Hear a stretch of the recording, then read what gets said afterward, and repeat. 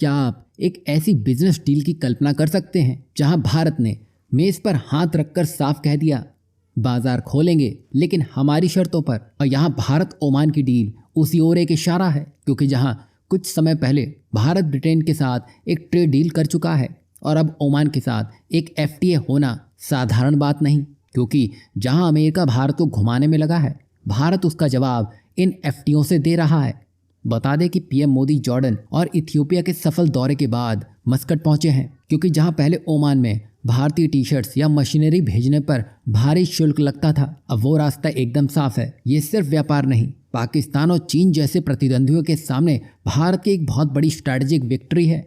लेकिन भारत ने ओमान के साथ ऐसा मास्टर स्ट्रोक खेला है जिसने दुनिया को ही चौंका दिया है। आमतौर पर फ्री ट्रेड डील में दोनों देश ही झुकते हैं, लेकिन इस बार भारत ने टेबल पर अपनी मुट्ठी कस ली और एक लक्ष्मण रेखा खींच दी कि सब कुछ मिलेगा, लेकिन हमारे किसान और दूध के व्यापारियों को कोई हाथ नहीं लगाएगा। और कहानी का असली रोमांच तो यह है कि भारत ने ओमान से अपने 99% सामान के लिए 0 टैक्स की मंजूरी भी ले ली। लेकिन जब ओमान ने भारत के बाजार में छूट मांगी तो भारत ने अपनी शर्त रख दी, और तर्क एकदम सीधा था। ओमान में ना तो ज़्यादा खेती होती है, ना वो डेयरी पावर हाउस है, इसलिए आपको इस छूट की ज़रूरत ही नहीं। उधर भारत ने अपने गोल्डन, सिल्वर और ज्वेलरी पर कोई समझौता नहीं किया, अपनी शर्तों पर डील साइन की। और भारत का व्यापार ओमान के साथ अच्छा है, इसका मतलब ये नहीं कि ये रिश्ता सिर्फ पैसों का है। ओमान ने भारतीय नौसेना को अपने दुक्कम पोर्ट का एक्सेस दिया है, जो समंदर में भारत का दूसरा घर बन चुका है, जिससे चीन पाकिस्तान की हालत खराब हो चुकी है। साथ ही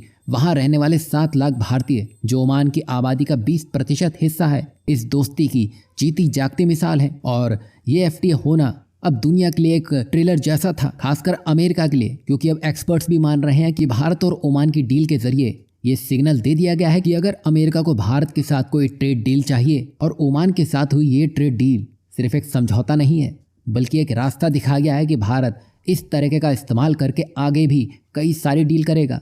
अब यहाँ आपको क्या लगता है, ओमान के साथ हुई ये डील अमेरिका को टेबल पर लाकर अपनी शर्तों पर चलाने में मदद करेगी, या भारत को अमेरिका के लिए कुछ अलग ही तैयारी करनी चाहिए? इस पर आप अपनी राय क्या रखते हैं, ज़रूर बताइएगा।